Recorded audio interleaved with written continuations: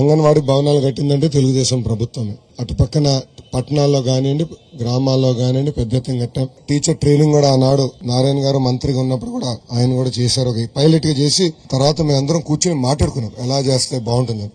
అప్పుడు మన సునీత గారి మంత్రిగా ఉన్నారు, పరిటాల సునీత గారు మంత్రిగా ఉన్నారు. కేబినెట్ మీటింగ్ లో బాగా గుర్తుంది. మేము లాస్ట్ లో కూర్చునే వాళ్ళం తల్లి. కేబినెట్ మీటింగ్ లో బాబు గారు దూరంగా కూర్చునే వాళ్ళం. మేమందరం ఆడుకుని ఇట్లా చేశారంట పట్టణంలో, గ్రామాలు ఇట్లా చేయాలి, టాయ్స్ ఇలా కొనాలి, ఇలా పుస్తకాలు అప్గ్రేడ్ చేద్దాం, కొంచెం ఇన్పుట్ ఇద్దామని అప్పుడు చాలా చర్చించాం, కొన్ని చేశాం. అనుకోకుండా ప్రభుత్వాలు మారినాయి.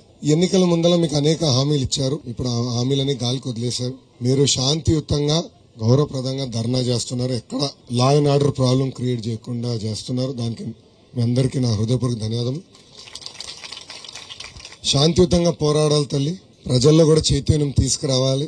ఎందుకంటే ఈ ప్రభుత్వం ఏదో మీరు అడిగేది కరెక్ట్ కాదని ప్రజల్లోకి తీసుకెళ్తున్నారు. అది బాధేస్తుంది. మళ్ళీ ఎన్నికల ముందర ఎందుకు హామీ ఇచ్చారండి? ఊదరగొట్టాడు కదా హామీలు ఇచ్చి. 2014 బాబు గారు హామీ ఇవ్వలేదు జీతాలు పెంచుతారని, కానీ చేశారు. కారణం ఏంటండి? ధరలు పెరిగినాయి. మీరు కూడా ఇల్లు వదులుకుని బిడ్డలు వదులుకుని మీరు పనిచేస్తున్నారు. మిమ్మల్ని ఆదుకోవాలని ఆనాడు చేశారు. ఆనాడు పక్క రాష్ట్రాలకి ఈక్వల్ గా ఉండేది మన వేతనాలు. 2 సార్లు పెంచారు. ఇప్పుడు ఆ 2 సార్లు పెంచింది వీళ్ళేదో పెంచినట్టు చెప్పుకుంటున్నారు దాన్ని. అవునా కదా? వీళ్ళు పెంచారని చెప్తున్నారు తల్లి. అదే వింతకుంది నాకు. అదే అవునమ్మా. సో ఇది దయచేసి మీరు మనం నిరసన తెలపాలి, శాంతియుతంగా తెలపాలి. 3 నెలలు ఓపిక పట్టండి. మన ప్రభుత్వం వస్తుంది.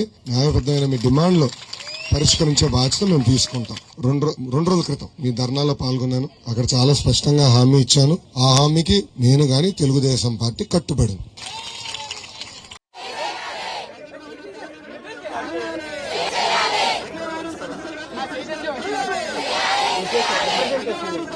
అలా పట్టుకోండి అమ్మా, అలా పట్టుకోండి. రిప్రజెంటేషన్ పట్టుకోండి.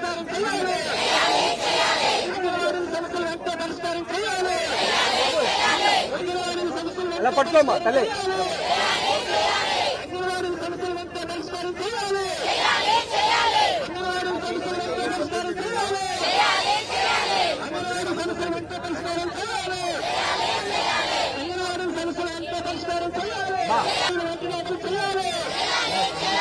అంగన్వాడీ సెంటర్లపై జగన్మోహన్ ప్రభుత్వం దాడిని ఖండించండి. అంగన్వాడీ సెంటర్లపై జగన్మోహన్ ప్రభుత్వం దాడి ఖండించండి.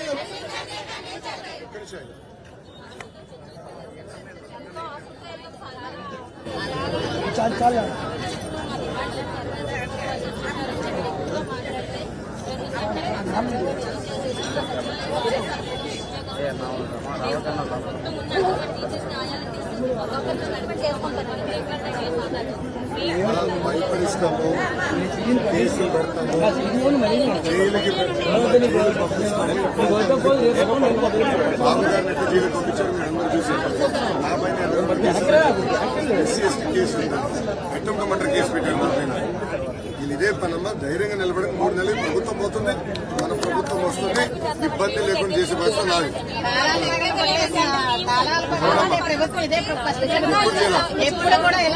అమ్మా సమస్యలు ఉంటాయి, సమస్యలు ఉండకుండా పోదు. కానీ మన సమస్యలు మనం కూర్చుని మనం పరిష్కరించుకోవాలి. ఒక్కసారి అవ్వకపోవచ్చు, 2 సార్లు 3 సార్లు కూర్చుని మన సమస్యలు మనం పరిష్కరించుకోవాలి. ఏ ఢిల్లీోడో తెల్లోడో చేయడు కదా. ఇది మనందరం ఆంధ్రలోనే కదా. ప్రభుత్వం కూడా పెద్ద మనసుతో సమస్యలు పరిష్కరించాలి. ఆనాడు కూడా బాబు గారు మీకు ఇబ్బంది ఉన్నట్టు కూర్చోబెట్టి ఏంటమ్మా ఎలా చేయాలి చెప్పండి అన్నా. చేయగలిగి చేసాము, చేయలేదమ్మా ఇప్పుడు కాదు. మన సోదరులందరూ చేద్దాం. పసి బిడ్డల్ని మీరు జాగ్రత్తగా చూసుకుంటున్నారు.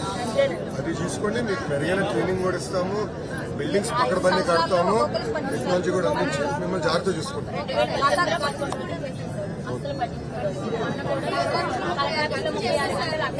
తెలుసమ్మా, నాకు చెప్పారు.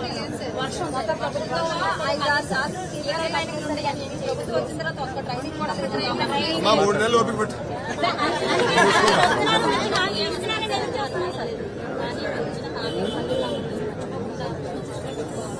మీరందరూ రికార్డ్ చేశారు, కెమెరాలు ఉన్నాయి. మా వాడు లైవ్ లో రికార్డ్ చేశాడు. సో మీకు ఆ ప్రాబ్లం నా దగ్గర ఉంటుంది. ఎందుకంటే ఒక నిమిషం పరదాలు, ఈ ముఖ్యమంత్రిలో పరదాలు కట్టుకుని తిరగాల నా కోరిక లేదు. మళ్ళీ 29 ఎన్నికలు నేను రావాలి కదా.